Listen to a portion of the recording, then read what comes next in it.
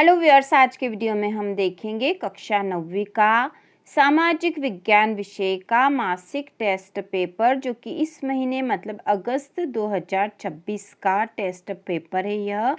और यही पेपर आपको मिलने वाला है। पेपर कुल 20 नंबर का है और समय है 1 घंटा। तो शुरू करते हैं। प्रश्न नंबर जो पहला इसमें दे रखा है वह है सही विकल्प का चयन कीजिए। इसमें पहला प्रश्न है पालमपुर गांव में मुख्य उत्पादन क्रिया है। पालमपुर गांव में, तो पालमपुर गांव वाला जो क्वेश्चन है आपके अर्थशास्त्र वाली बुक से है। इसमें ऑप्शन दे रखे हैं डेयरी, परिवहन, कृषि या लघु स्तरीय विनिर्माण।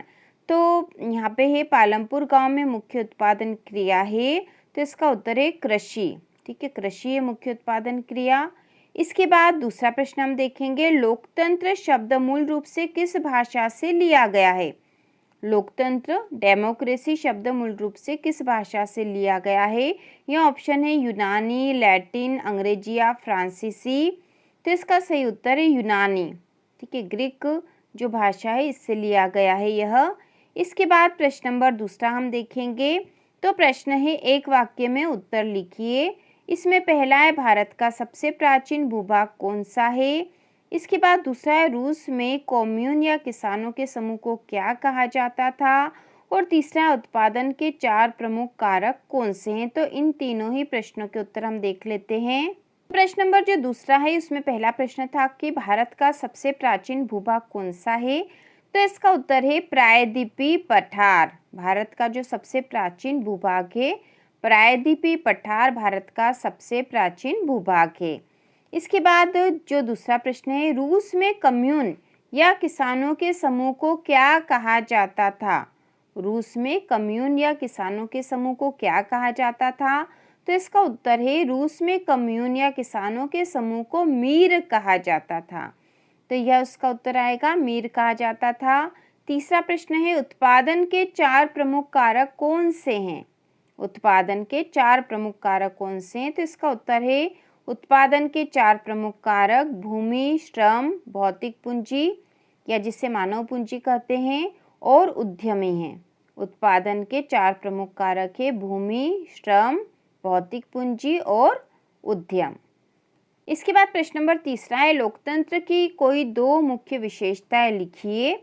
और इसके अथवा में है गैर लोकतांत्रिक सरकारों के कोई 2 दोष लिखिए। तो लोकतंत्र की विशेषताएं और इसके अथवा वाला दोनों ही प्रश्न हम देख लेते हैं। उत्तर है लोकतंत्र की कोई 2 मुख्य विशेषताएं लिखिए में उत्तर में पहली विशेषता हम लिखेंगे नागरिकों का शासन।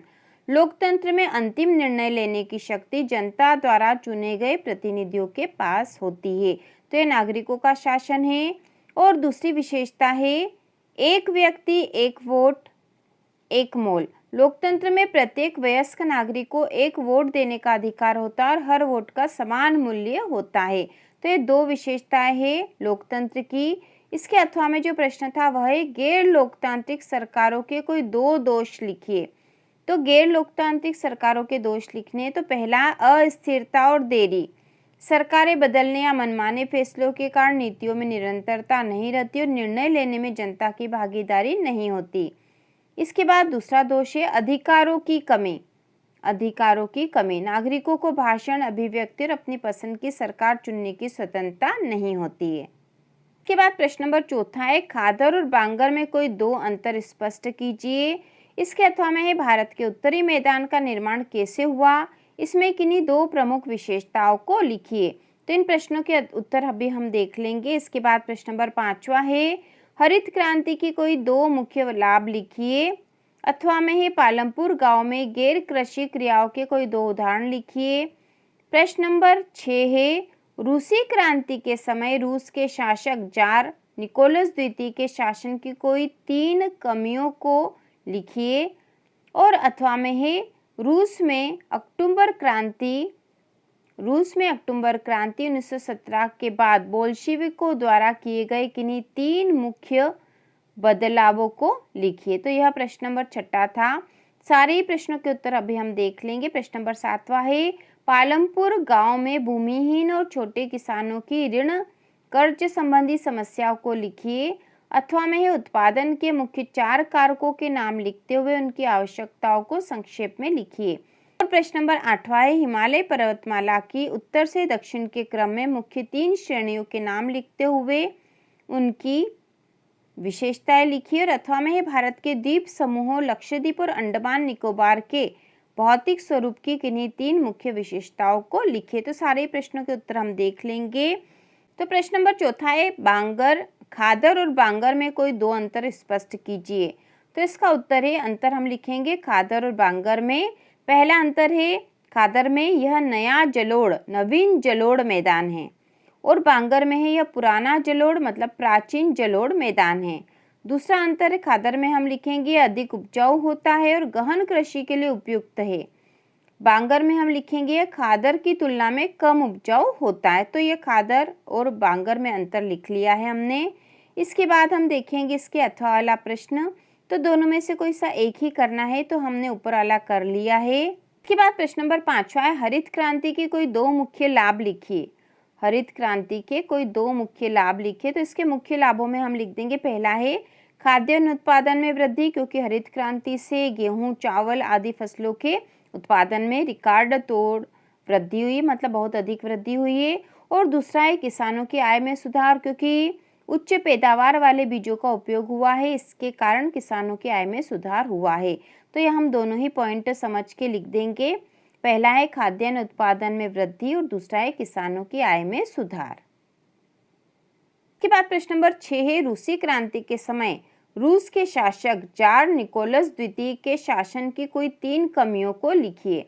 तो इसका उत्तर हम लिखेंगे, कमियां लिखनी है। तो पहला है निरंकुश एवं स्वेच्छाचारी शासन। निरंकुश एवं स्वेच्छाचारी शासन। जार निकोलस द्वितीय जनता की इच्छाओं की उपेक्षा कर बिना किसी लोकतांत्रिक नियंत्रण के निरंकुश शासन चलाता था। दूसरा है किसानों और मजदूरों का शोषण। कृषकों पर भारी करों का बोझ था और कारखानों में मजदूरों से कम मजदूरी पर 10 से 12 घंटे से अधिक काम लिया जाता था। और तीसरा है प्रथम विश्व युद्ध में विफलता। प्रथम विश्व युद्ध में रूसी सेना की लगातार हार और रसद की कमी के कारण देश में भुखमरी तथा आर्थिक बदहाली फैल गई, जिससे संभालने में जार विफल रहा। तो यह 3 पॉइंट में हम लिख देंगे।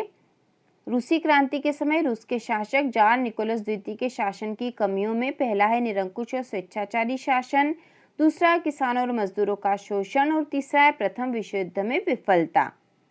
इसके बाद प्रश्न नंबर 7वां है पालमपुर गांव में भूमिहीन और छोटे किसानों की ऋण कर्ज संबंधी समस्याओं को लिखिए। तो इसका उत्तर है, पहला है महाजनों पर निर्भरता। कर्ज संबंधी समस्याओं में पहला है कि महाजनों पर निर्भरता, साहूकारों और बड़े व्यापारियों से ऊंची ब्याज दरों पर कर्ज लेना पड़ता है क्योंकि बैंकों की पहुंच सीमित है। दूसरा है कठोर शर्तें। कर्ज चुकाने के लिए अक्सर अपनी फसल सस्ते दामों पर बेचने या बड़े किसानों के खेतों में कम मजदूरी पर काम करने की शर्त माननी पड़ती है। और तीसरा पॉइंट हम यहाँ लिखेंगे, कर्ज का जाल। फसल खराब होने या कम पैदावार होने पर कर्ज चुकाना मुश्किल हो जाता है, जिससे किसान लगातार कर्ज के दुष्चक्र में फंसते चले जाते हैं। इसके बाद प्रश्न नंबर 8वां है हिमालय पर्वतमाला की उत्तर से दक्षिण के क्रम में मुख्य 3 श्रेणियों के नाम लिखते हुए उनकी विशेषताएं लिखिए। तो इसका उत्तर है, पहला है महान या आंतरिक हिमालय, जिसे हिमाद्री भी कहते हैं। यह सबसे उत्तरी और सबसे सतत श्रेणी है। इसमें विश्व के सबसे ऊंचे शिखर जैसे माउंट एवरेस्ट, कंचनजंगा स्थित है, जिनकी औसत ऊंचाई 6000 मीटर है। इसके बाद दूसरा पॉइंट है निम्न या हिमाचल हिमालय। तो यह हिमाद्री के दक्षिण में स्थित है। यहाँ प्रसिद्ध पर्यटन स्थल और घाटियाँ जैसे कुल्लू, कांगड़ा, कश्मीर स्थित है। इसके बाद अगला पॉइंट है शिवालिक श्रेणी। इसमें हम लिखेंगे यह हिमालय की सबसे बाहरी और सबसे दक्षिणी श्रेणी है। यह नदियों द्वारा बहाकर लाई गई असंपीड़ित अवसादों से बनी और यहाँ प्रसिद्ध दून जैसे देहरादून पाए जाते हैं। तो इस प्रकार से यह प्रश्न नंबर 8वें का उत्तर है। और हमने आपका जो मासिक टेस्ट है अगस्त महीने का, इसका फुल सॉल्यूशन कर लिया है। इसके बाद हम त्रैमासिक परीक्षा की भी संपूर्ण तैयारी करेंगे।